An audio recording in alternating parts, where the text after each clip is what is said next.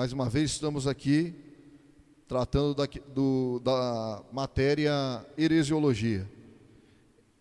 Na aula passada nós falamos acerca das operações matemáticas dentro do assunto como identificar as seitas. E ainda tem uma forma de identificar as seitas. Como que eu identifico ainda as seitas?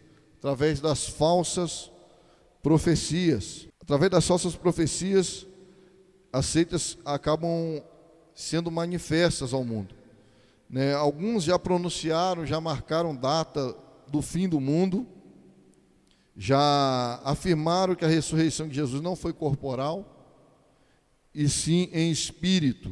Falsas profecias. Alguns, como a LBV, dizem que ele nem sequer ressuscitou. Então, as falsas profecias são um recurso também para identificar qual é a profecia que é verdadeira, que vem de Deus, é aquela que se cumpre. Se não se cumpriu, não foi Deus que falou, mas sim a pessoa falou porque quis, inspirada por outro que não foi Deus, ou quem sabe, através do seu próprio orgulho, ela falou dela mesma. Então, qual é a razão para então um tão grande sucesso das seitas? Acredito que as seitas estão crescendo muito, tendo tanto sucesso, tanto crescimento, por causa, em primeiro lugar, do excesso de mundanismo que o mundo está vivenciando atualmente. A insatisfação com a obra social, a acepção de pessoas, as pessoas sendo deixadas de lado, não são bem recepcionadas, a pessoa chega, não é acolhida, e aí ela observa alguém sendo bem recepcionado e ela não. Aquilo ali faz com que a pessoa se retire daquela congregação e vai procurar um outro lugar onde ela é bem recebida e ela é acolhida. E lá na seita, pode ter certeza que ela vai ser bem recebida e bem acolhida, pode ter certeza disso. Negligência na pregação e no ensino da palavra de Deus. A igreja, a liderança da igreja, tem uma responsabilidade com a palavra de Deus, não negligenciar, não usar, substituir a palavra de Deus com coisas que, na verdade, não vai edificar a igreja. Tem muita gente por aí, muitas igrejas aí que estão substituindo a pregação da palavra de Deus por momentos de entretenimento dentro da igreja, né? Alguns fazem gincana, fazem sorteio de versículo para ser lido pelos próprios membros e já não tem ali no culto lugar para exposição bíblica da palavra do Senhor. Então, essa negligência na pregação e no ensino da palavra contribui para o crescimento, para o sucesso das seitas. Abandono dos cuidados pastorais. Pastores têm uma grande responsabilidade em tentar parar o crescimento das seitas. Hoje é difícil nós termos uns pastores que cuidam realmente das suas ovelhas, e isso tem contribuído para o crescimento das seitas, né? Então, temos que voltar ao início, né? Reavaliar nossas atitudes, a nossa forma de agir, se estamos realmente fazendo aquilo que Deus quer que façamos, para que realmente haja um retrocesso nesse sucesso, nesse crescimento aí desenfreado que está ocorrendo no meio desses movimentos sectários, né? Outra questão que contribui para o crescimento é o misticismo. As pessoas estão muito à busca do místico, do sobrenatural, buscando experiências sobrenaturais, experiências com parentes que já morreram. Então isso leva contato com morte, isso leva a pessoa a buscar meios onde ela possa alcançar o desejo dela. E o misticismo que está alcançando muitas pessoas, a maioria das pessoas tem buscado o sobrenatural, o místico, tem contribuído para o crescimento das seitas. O descaso dos cristãos na área do evangelismo também é algo que é sério e preocupa, porque através desse descaso, enquanto o cristão está dormindo, o crente fiel está dormindo, os adeptos da seita estão de porta em porta anunciando e apregoando um outro evangelho. Razões do crescimento, do surgimento das seitas. Em primeiro lugar, a ação diabólica no mundo contribui para que as seitas cresçam. Em 2 Coríntios, capítulo 4 e verso 4, nos quais o Deus deste século cegou o entendimento dos incrédulos, para que não lhes resplandeça a luz do Evangelho da glória de Cristo, que é a imagem de Deus. Ação diabólica no mundo, o Deus deste século. Razão para o surgimento das seitas. Deus desse século está ofuscando a luz do Evangelho, então, com isso, as seitas vão surgindo. Ação diabólica contra a igreja. Evangelho de Mateus, capítulo de número 13 e o versículo 25. Está escrito assim: mas dormindo os homens, veio o inimigo e semeou o joio no meio do trigo e retirou-se. O inimigo veio, semeou o joio no meio do trigo. Jesus está falando aqui de um povo que é a igreja, ele está falando menção da igreja. O inimigo vem semear o joio.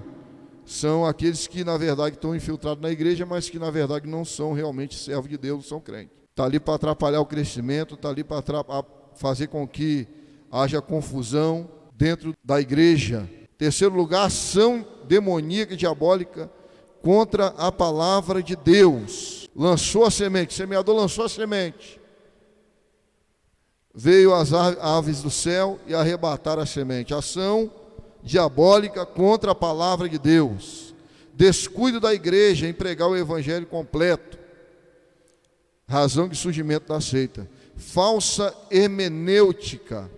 Essa é boa, falsa hermenêutica. Segundo Pedro 3,16. Falando disto, como em todas as suas epístolas, entre as quais há pontos difíceis de entender, que os indoutos inconstantes torcem igualmente as outras escrituras para a sua própria perdição. Falsa hermenêutica. Pedro está falando que o apóstolo Paulo ele escrevia suas cartas e alguns membros da igreja distorciam o que Paulo estava falando pelo fato de ser de difícil interpretação. A falsa hermenêutica entrava para distorcer, trazer uma nova interpretação, uma interpretação que não condizia com a verdade, usando não a exegese, mas a exegese, para poder trazer uma interpretação errada ou falsa daquilo que os apóstolos estavam falando. Hoje não é diferente. Hoje nós temos também pessoas distorcendo, interpretando a palavra de Deus ao seu bel prazer, inclusive usando a palavra de Deus para endossar práticas que eles têm adotado, que não está de acordo com o que a palavra de Deus preceitua, fazendo com isso, usando as escrituras, torcendo as escrituras para poder fazer com que as pessoas o sigam. Então a falsa hermenêutica contribui para o surgimento das seitas. A falta de conhecimento da verdade bíblica, também a falta de conhecimento bíblico, das verdades bíblicas, também faz com que as pessoas sejam enredadas e as seitas surjam e se fortaleçam e cresçam. Falta de maturidade espiritual também é um dos motivos para o crescimento da seita. Razões de crescimento, ainda dentro da razão de crescimento da seita, ainda temos aqui a questão da tradição cristã, que muitas vezes rígida, não consegue entender que nós entrarmos dentro de um contexto não significa que você está abrindo mão daquilo que a palavra de Deus traz como ortodoxia. Uma tradição não quer dizer, uma flexibilização dessa tradição não quer dizer que a pessoa deixou de ser ortodoxa. Por exemplo, antigamente a Assembleia de Deus, vamos falar da Assembleia de Deus, que é a nossa denominação, o homem usava guarda-chuva e usava chapéu. O assembleano usava chapéu e guarda-chuva. Hoje já não se tem mais isso. A tradição já se perdeu, esse costume já se perdeu. Então, um costume não pode ser confundido com a doutrina ortodoxa. Então, muitas vezes, essas tradições, esses costumes engessados, eles acabam se tornando uma barreira e, com isso, as seitas têm uma vantagem de abrir a porta para que essas pessoas possam entrar, oferecendo uma opção para elas. Facilidade, vamos dizer assim. Não que nós devemos facilitar, não, mas entender que os tempos estão mudando e nós precisamos nos adequar com as mudanças. Não relativizar a palavra de Deus, não é isso não. Mas devemos alcançar as pessoas de todas as áreas e faixa etárias, todas as idades. Temos ainda aqui o excesso de mundanismo nas igrejas, que também contribui para o crescimento das seitas. Mundanismo, o que é o mundo? É um sistema de governo que é regido lá fora, pelo qual o mundo é governado. É um sistema que governa o mundo, né? O mundanismo. E esse sistema, nós temos que combatê-lo. A igreja precisa combater, não pode entrar dentro da igreja. Valores que o mundo preza, que o mundo pratica, adota, princípios e valores, nós não podemos nos coadunar com isso, concordar com isso, não, de forma nenhuma. A igreja tem tem as suas normas, a igreja tem a sua ética, a igreja tem os seus valores. Isso não pode ser relativizado, isso não pode ser substituído. A igreja não pode perder os seus valores e a sua identidade. Então, o mundanismo, ele entra dentro da igreja para descaracterizar a igreja, para tirar a identidade da igreja. Então, isso contribui para o crescimento da seita. Insatisfação com a processo social, já falei. Acepção de pessoa, novidade, né? Modismo, novidade dentro da igreja, dentro da congregação. Negligência na pregação e no ensino, já disse também.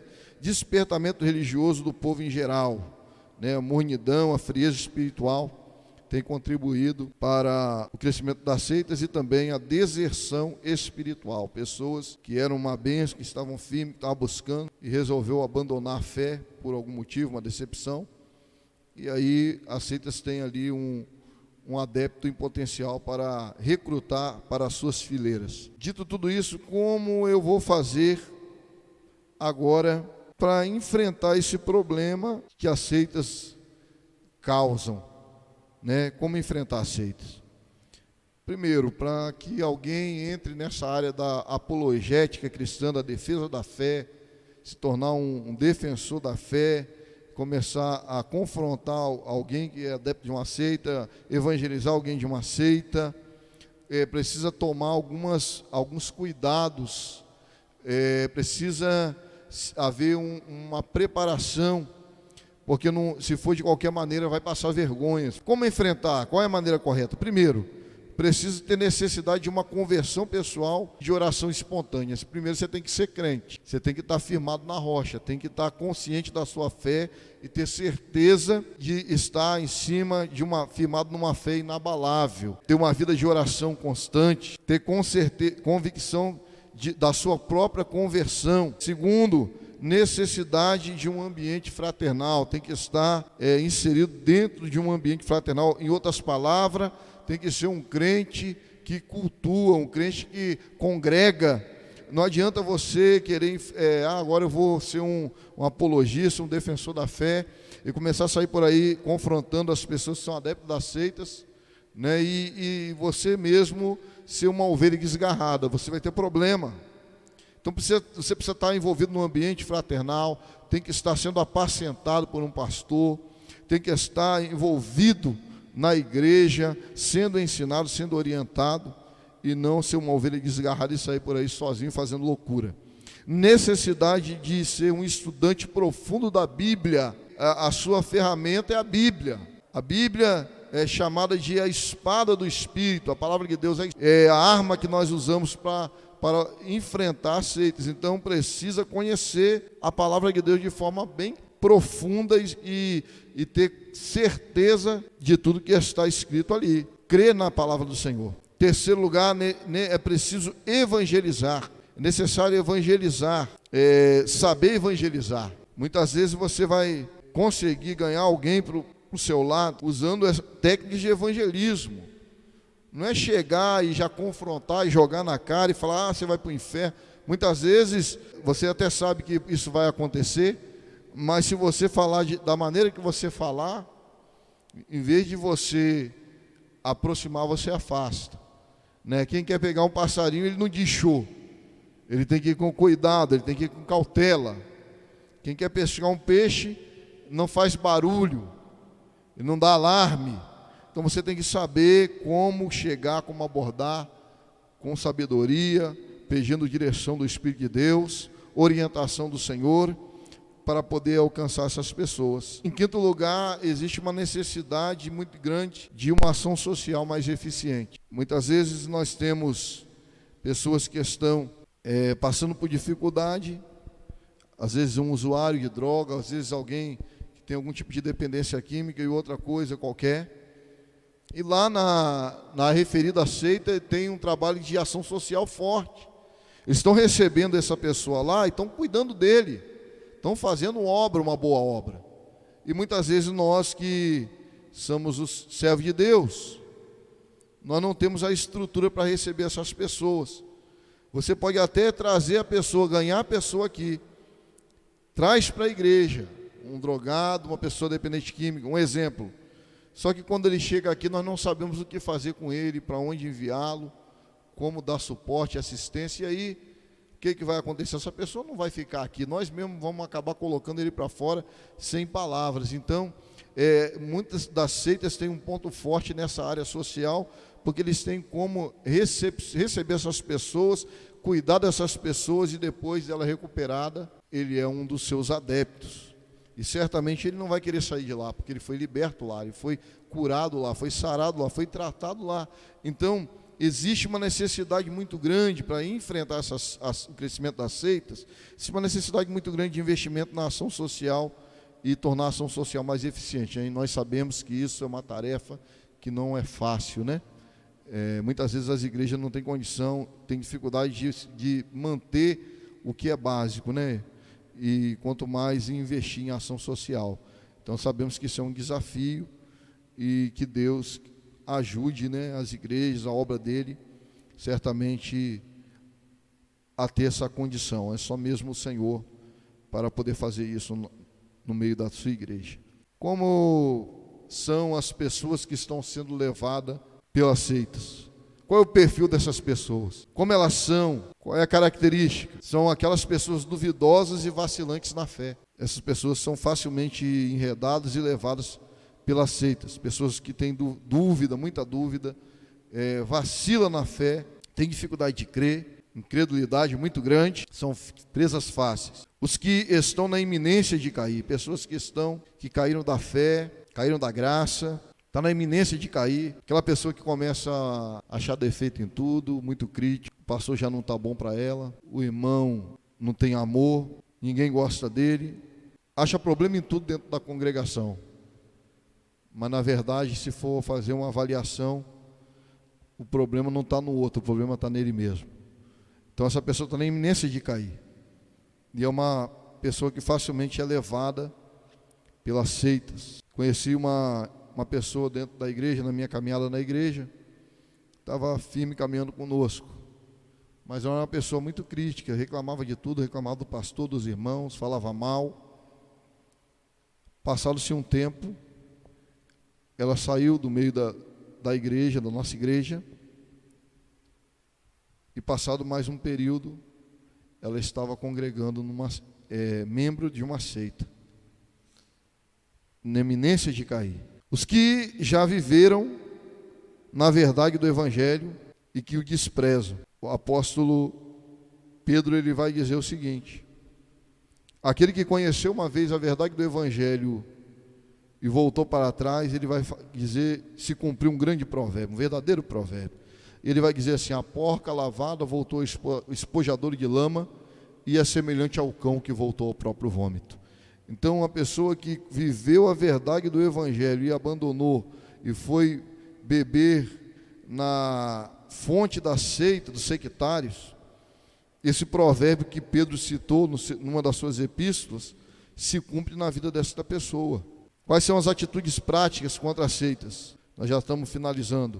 Em primeiro lugar, compreensão da doutrina cristã. Uma atitude que funciona é compreender a sã doutrina. Segunda coisa que funciona contra a seita: separação da subversão espiritual. Se nós vemos alguém que está subvertendo, que está discordando, que está dividindo, que está trazendo subversão espiritual no meio da igreja, nós devemos fazer o quê? Nos separar, se afastar. Vamos ver um exemplo aqui. Está dizendo em Efésios capítulo 5, versículo 11, sobre subversão espiritual. Efésios capítulo 5, e versículo 11: e não comuniqueis com as obras infrutuosas das trevas, mas antes condenai-as, porque o que eles fazem oculto, até dizê-lo, é torpe.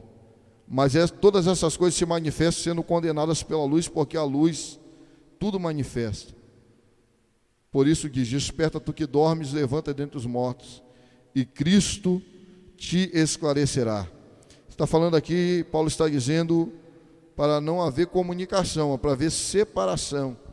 A pessoa subverteu, a pessoa caiu espiritualmente, a pessoa está andando em práticas espirituais que são duvidosas, práticas abaixo do padrão espiritual que se espera de um cristão, de um crente, de um servo de Deus. Ele se subverteu espiritualmente. Então, a Bíblia nos orienta a nos separarmos dessas pessoas. Isso se constitui uma boa prática contra a seita. Rejeição dos pontos de vista profano.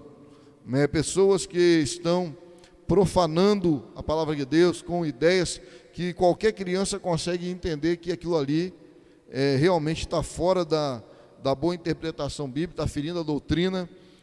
Nós devemos, como servos de Deus, como líderes que Deus tem levantado, como teólogos que Deus tem levantado, alguém que vai rejeitar veementemente os pontos de vista que estão vindo para profanar as verdades do Evangelho.